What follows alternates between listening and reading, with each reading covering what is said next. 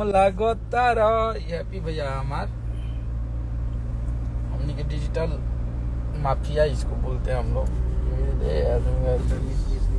चेहरा देखो तरफ चमकता लाल भइल बा चेहरा इनको। नमस्कार प्रणाम।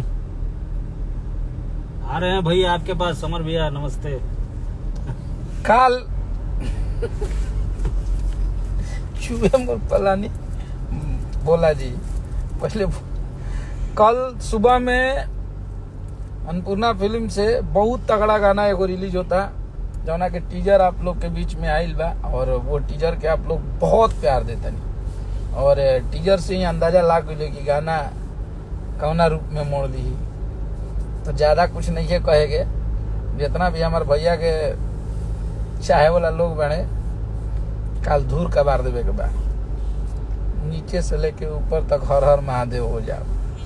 तो काल खातिर तैयार रही जा। पलानी के बाद अंबानी, सही बात बोले भैया, पलानी के बाद अंबानी। तो बंदी में आप बोल रहे हैं समर भैया। तो काल एकदम कमर कस के तैयार रहना है, एकदम हर हर महादेव होना चाहिए सुबह से लेके शाम तक। कल शाम के बाद हुआ सब तो ओकरा के अंजाम तक पहुंचा दे जाए। और बहुत तगड़ा गाना बा, मजा आई और आप सब हंसब जा भी, नाचब जा भी और भोले बाबा से लगाव भी हुई। वो गाना में हर वो चीज दिहल गई बा जौन के आप सबके अच्छा लगी। तो कल एकदम गर्दा कर देना है, कल एकदम भौकाल बना देना है एकदम। आप लोग हिट मशीन के फैन है महाराज, उड़ा देना है। अब आप लोगों को जगने का समय आ गया। आप गाना गुनगुना देते बाबू, लेकिन गाना अभी इसलिए नहीं गुनगुनाएंगे ना कि गाना सुन के गा देगा लोग। अभी है आजकल ज्यादा कलाकार स्टूडियो में रहता हूँ, लेकिन एगो तू ही भविष्य वर्तमान भूतकाल हमनी पर कृपा बन महाकाल बोला बोल बम। एगो अलगे बात जिसे आप लोग हमेशा हमार हर वो चीज के अलग अलग तरीका से सुनी ले जा, हमनी के क्रिएट करी ले जा और बनाई ले जा और आप सबके इतना प्यार मिल जाला कि हमनी के शुरू से ही हटके और अलग कैले बनी जा और आप सबके प्यार मिलेला।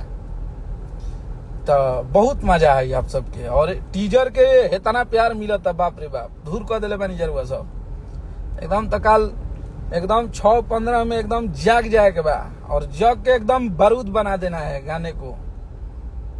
बोला नू जब भैया की यूट्यूबर लोग बोलता है कि यूट्यूब काउंट नहीं कर पाता है, हमारे गाने आते हैं, तो वो होना चाहिए कल। तो धूर उड़ा देना है और सबको शुक्रिया। एगो हमरा नाम के और 150 मिलियन गाना हमनी के टेंगे के आप लोग पहुंचा देनी जा। देखते देखत 150 मिलियन गाना क्रॉस होखे वाला बात। तो ओकरा खातिर आप सब यहाँ नतमस्तक बनी और आप सबके एहसान बन कि ये गाना के इतना प्यार देनी जा। तो धूर उड़ैले रहे के बा और काल खातिर बस इतने कहब कि काल तांडव मचे के चाहिए। और जो भी हमारे हिट मशीन को प्यार करने वाले लोग हैं, जितने लोग उनके फैन लोग हैं, सबको यहाँ से सम्मान करता है आपका भाई। आप लोग को बहुत प्यार करते हैं और आप लोग हैं वो हम सब हैं। आप लोग बहुत निस्वार्थ भाव से हम सबका सपोर्ट करते हैं। तो आप सबके लिए कोई शब्द ही नहीं है, कोई कैप्शन ही नहीं है कि हम अपने शब्दों से आप लोग को शुक्रिया कर सकें। कुछ भी नहीं है, आप लोग हैं तो हम लोग हैं। आप लोग बेस्वार्थ बिना लालच बस आप खेसारी भैया को प्यार करते हैं। इस वजह से आप लोग हमारे वो हर गाने को इतना वायरल करते हैं, प्रमोशन करते हैं।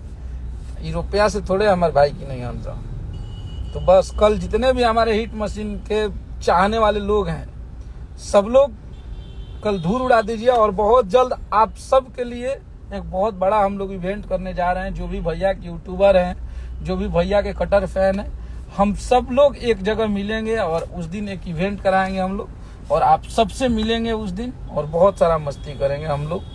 तो उसका भी समय आ गया है। बस ये सावन चल रहा है, ये खत्म हो जाए तो हम लोग सब भाई एक साथ मिलेंगे बहुत जल्दी। तो बस आप लोग को जग जाना है और जग के तांडव मचा देना है कल, धूर कबार देना है कल भोजपुरी में सिर्फ खेसारी मय दिखना चाहिए हर जगह से। हर हर महादेव, जय माता दी।